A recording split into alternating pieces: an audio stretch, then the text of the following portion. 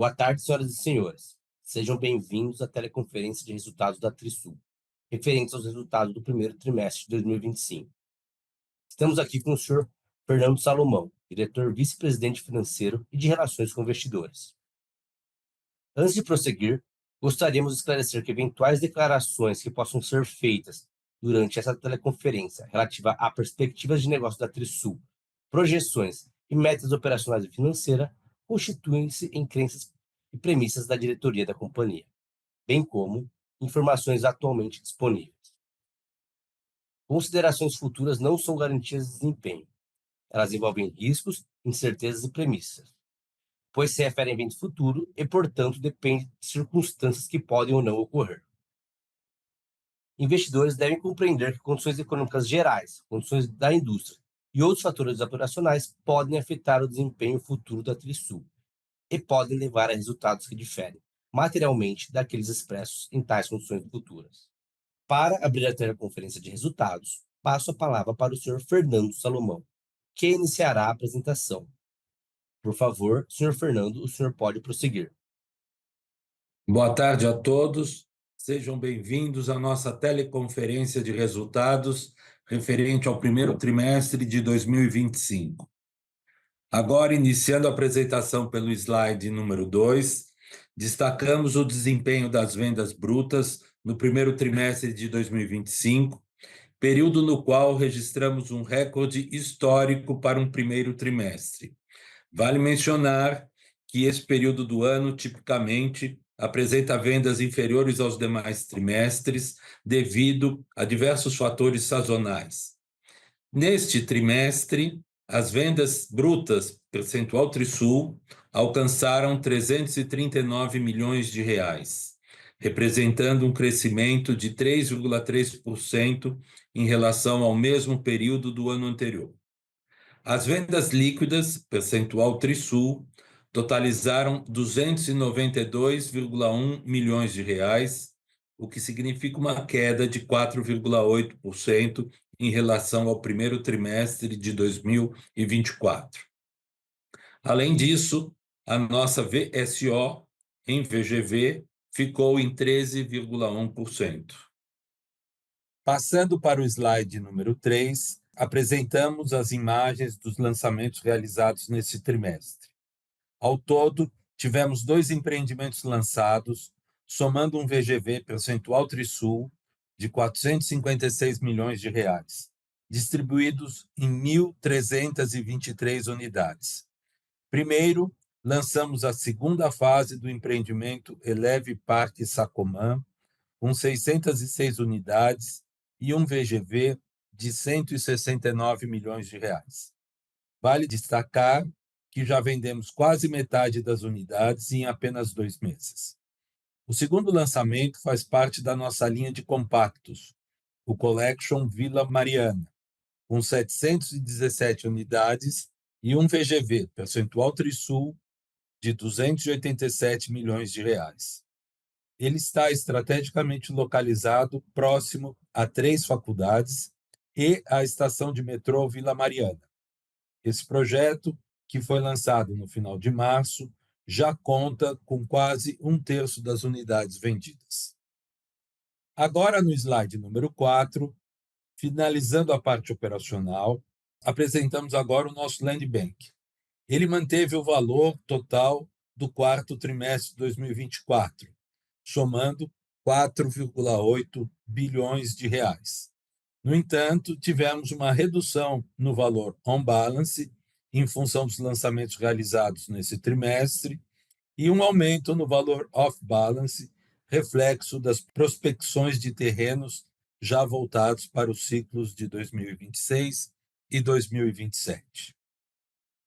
Atualmente, nosso Land Bank está composto por 3,4 bilhões de reais on-balance e 1,4 bilhões de reais off-balance. Agora, no slide número 5, destacamos alguns acontecimentos importantes que ocorreram após o fechamento do trimestre. No último dia 6 de maio, realizamos o pagamento integral dos 54 milhões de reais em dividendos aprovados na nossa Assembleia Geral Ordinária, reforçando nosso compromisso com a geração de valor e o retorno aos acionistas. No dia 14 de abril, divulgamos nosso novo guidance para o ano de 2025, com uma estimativa entre 1,5 bilhão e 2 bilhões de reais, tanto para as vendas brutas quanto para os lançamentos, percentual Trisul. E logo após essa divulgação, realizamos o nosso Investor Day no estande de vendas do empreendimento The Rose, onde os principais executivos da companhia apresentaram os projetos previstos para lançamento ao longo do ano de 2025. Também tivemos oportunidade de receber diversos analistas de mercado para um bate-papo aberto sobre a Trisul e nossas perspectivas para o ano. Passando para a parte financeira, no slide número 6, observamos que o lucro bruto alcançou 88,7 milhões de reais no primeiro trimestre de 25, com um incremento de 18,5% em relação ao primeiro trimestre de 2024, com uma margem bruta de 32,6% no período. Por sua vez, o lucro bruto ajustado pelo SFH alocado no custo registrou 96,2 milhões de reais, enquanto a margem bruta ajustada foi de 35,4%. Gostaria de salientar que houve uma relevante recuperação de margem bruta de 7,9 pontos percentuais, comparado ao primeiro trimestre de 2024. Já o lucro líquido no trimestre totalizou 43 milhões de reais, representando um crescimento de 38,3% em relação ao mesmo período do ano anterior, com margem líquida de 15,8%. Passando para o slide número 7, podemos observar que, no trimestre, o EBITDA, ajustado pelo SFH, alocado no custo, registrou 53,1 milhões de reais, enquanto a margem EBITDA ajustada foi de 19,5%, ou seja, uma melhora de 0,3 pontos percentuais com relação ao primeiro trimestre de 2024. Agora, passando para o slide número 8, vamos analisar o endividamento da companhia. Observamos uma redução expressiva na dívida líquida sobre o patrimônio líquido em relação ao primeiro trimestre de 2024, com queda de 23,5 pontos percentuais. Em comparação com dezembro de 24, também houve uma nova redução de 0,9 pontos percentuais. Com isso, encerramos o trimestre com uma alavancagem de 24,1%. Destaco ainda mais um incremento de caixa, que atingiu 511 milhões de reais no período. Com isso, a companhia segue em uma posição financeira sólida e confortável para operar, mesmo diante de eventuais deteriorações no cenário macroeconômico ou no mercado que estamos inseridos. Por fim, encerramos mais um trimestre reforçando nosso agradecimento a todos os colaboradores pelo empenho e dedicação contínuos. Seguimos confiantes de que a companhia está bem posicionada para aproveitar o momento positivo do setor, o que deve se refletir em uma evolução ainda mais consistente dos nossos resultados ao longo de 2025. E agora vamos para a sessão de perguntas e respostas. Obrigado. Agora iniciaremos a sessão de perguntas e respostas para analistas e investidores. Para fazer uma pergunta, solicitamos que levante a mão através do ícone "Levantar a mão". Ao ser anunciados, uma solicitação para ativar o seu microfone aparecerá na tela. Ao aceitá-la, o seu microfone estará habilitado e você poderá fazer uma pergunta. Herman, seu microfone vai ser liberado. Pode começar a sua pergunta. Boa tarde, pessoal. Fernando, time, obrigado pelo espaço. Duas perguntas aqui do nosso lado. O primeiro sobre Land Bank, né? Vocês estão com o Land Bank de 5 bi, devem lançar perto de 2 bi esse ano, então mais ou menos uns 2 anos de lançamentos que vocês têm aí, né? Eu só queria entender um pouco como devem comprar os terrenos novos, né? O perfil, se deve ser mais Minha Casa Minha Vida ou alta renda, se deve ser mais concentrado esse ano ou ano que vem, em termos de compra de terreno mesmo.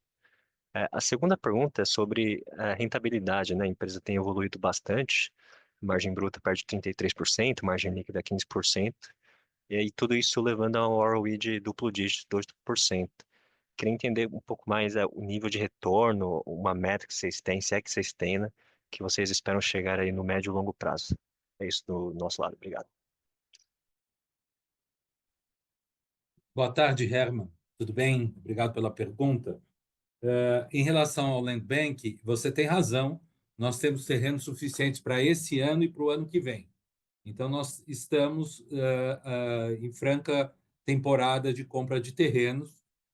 Já compramos um em abril, e nós temos como meta, para 2027, atuar 50% no segmento Minha Casa Minha Vida e 50% no segmento alto, médio-alto. Tá? O que equivale a dizer que eu realmente preciso concentrar as minhas compras mais em terrenos voltados para o segmento econômico. E é o que nós estamos fazendo. A nossa estratégia de compra, principalmente para terrenos mais econômicos, é ou comprar em muitas parcelas, 40 parcelas, ou, o que seria praticamente equivalente, é conseguir um percentual de permuta, né? A gente busca obter pelo menos 30% em permuta. Mas isso é, vamos dizer assim, o que nós buscamos, mas cada compra é um caso, né? Então, nem sempre conseguimos essa métrica. Em relação à rentabilidade, você também tem razão, nós estamos voltando aos patamares de margens que nós já atuamos no passado. Ao longo do ano de 2024, nós fizemos a entrega dos empreendimentos que sofreram mais com as altas de custos durante o período da pandemia. Então, esse problema virou página virada, né? É passado, e a gente está recuperando as margens e buscando uma rentabilidade sobre patrimônio líquido pelo menos superior ao CDI. Perfeito, muito claro. Obrigado e boa tarde.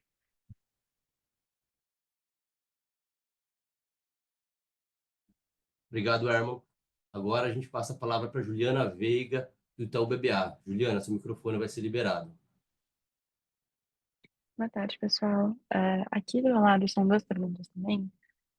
Em primeiro, eu queria um pouco mais de detalhamento sobre a margem bruta, até como teve um incremento de margem bruta aqui para esse TRI, vocês dessem um pouco mais de cor de causas dessa margem bruta e também dessem uma cor assim do que vocês imaginam de margem bruta até o final do ano, se a gente pode esperar mesmo patamar desse trimestre ou se a gente deve esperar ainda patamares maiores. A minha segunda pergunta é sobre demanda, principalmente no mercado de média e alta renda. A gente vê algumas companhias aqui falando de, com a alta de juros, existe uma leve, sentir um leve impacto de demanda. Eu queria que vocês passassem um pouco a visão de vocês. Obrigada pelo espaço. Obrigado, Juliana, pelas suas perguntas. Em relação à margem bruta, eu, a gente conseguiu recuperar o patamar que nós operávamos antes da pandemia. Tá? Eu espero que a gente consiga manter esse patamar ao longo do ano. Eu acho que é um patamar de margem bruta adequado para a nossa atividade,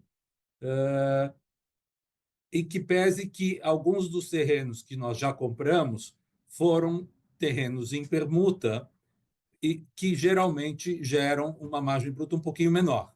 Então, eu acho que se nós conseguirmos manter essa margem ao longo do ano, vai ser um excelente resultado.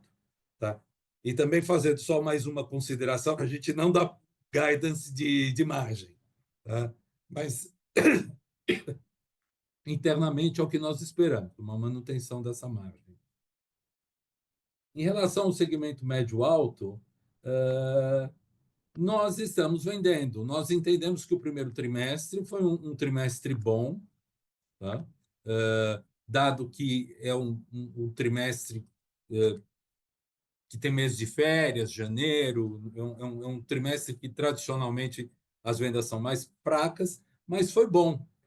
A gente obteve um patamar de vendas muito semelhante ao que aconteceu no primeiro trimestre de 2024, em que a gente tinha uma expectativa muito mais otimista. Em 2024, em janeiro de 24, ou no primeiro trimestre de 24, a gente imaginava que ia fechar o ano de 2024 com taxa Selic em 1 dígito, né? Então, havia um certo otimismo naquele momento. Hoje, todos nós sabemos que a taxa de juros está no patamar que está, e mesmo assim, vendeu bem. Então, eu te diria que as vendas estão andando bem.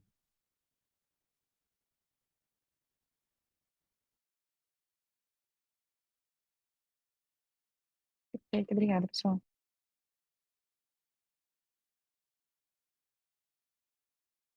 Obrigado, Juliana.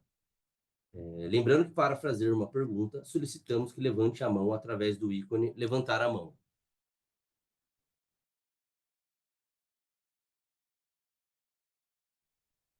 Não havendo mais perguntas, encerramos a teleconferência de resultados do primeiro trimestre de 2025. Passo agora a palavra para o senhor Fernando Salomão para suas considerações finais. Agradeço a todos e espero revê-los na próxima videoconferência ou quando quiserem acessar nossa área de relações com investidores, estamos à disposição para esclarecimentos. Muito obrigado.